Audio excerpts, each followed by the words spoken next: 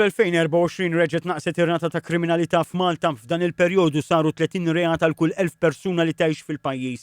Dan jirrifletti tnaqqis sostanzjali meta mqabbel ma' 46 każ irrapportat għal kull 1000 persuna li Malta kienet tesperjenza fl-2004. Kif spjega l-kriminologu Xavier Formosa, wieħed mill-awturi tar-rapport akkademiku bl-isem Crime Malta Observatory. Bin-numru ta' turisti li terġa' jiżdied, bin-numru ta' residenti li baqa' jiżdied, suppost il-krimini rapportati f'Malta tela għal madwar 22-25,000 skont liema sena tużat bħala bażi. Imma fir-realtà kellna 16. Ir-rapport wera wkoll tnaqqis f'kull tip ta' reat kriminali għajra l-vjolenza domestika. Hawnhekk ir-rapport juri kif żdiedu mill-ġdid biex b'kollox is-sena l-oħra saru 2255 rapport. 8 minn kull 10 rapporti saru għal vjolenza psikoloġika. Il-professur Formosa fisser dawn iċ-ċifri bħala mhux daqstant negattivi meta wieħed iqis li snin ilu kienu jidħlu biss madwar 100 rapport fis-sena dwar vjolenza domestika minħabba biża' mill-vittmi. Ir-rapport juri wkoll li kien hemm tnaqqis fl-omiċidji f'10 snin. L-omiċidji bejn l-2018 u l-2024 ġew solvuti kollha. Fis-serq hemm żewġ faċċati. Fl-2024 ir-rata ta' serq minn residenzi kienet it-tieni l-iktar baxxa minn bdiet tinġabar l-istatistika.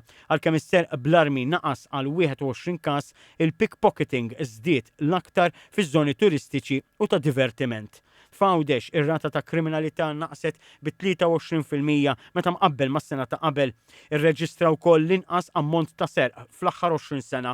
Anke r-reati ta' frodi naqsu bi 18%. Kien hemm tnaqqis drastiku f'dik li nsejħula frodi, il-frodi tal-cards u hekk fej jekk xi ħadd jistudja naqax qed jiġri eżattament hemm barra, jekk ikollok awareness campaign tipo, isma' għodu attenti għax bħalissa u dil-iskem, isma' għodu attenti għax pereżempju ġi grupp minn barra li da jattakka biss it-turizmu jew id-dajes jew id-djar.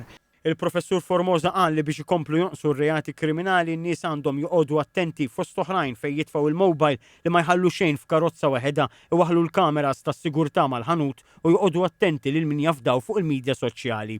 Dwar dawn ir-riżultati il-Ministru għall-Intern Byron Camilleri attribwixxa r-riżultati fost oħrajn għall-investiment fil-kundizzjonijiet tal-ħaddiema fil-korpi dixxiplinati. Il-Kummissarju tal-Pulizija Angelo Gafà qal li dan ir-riżultati kompli jibni fuq ir-rapport tal-World Justice Project li s-sena l-oħra ikklassifika lil Malta bħala l-10 l-aktar pajjiż sigur fid-dinja.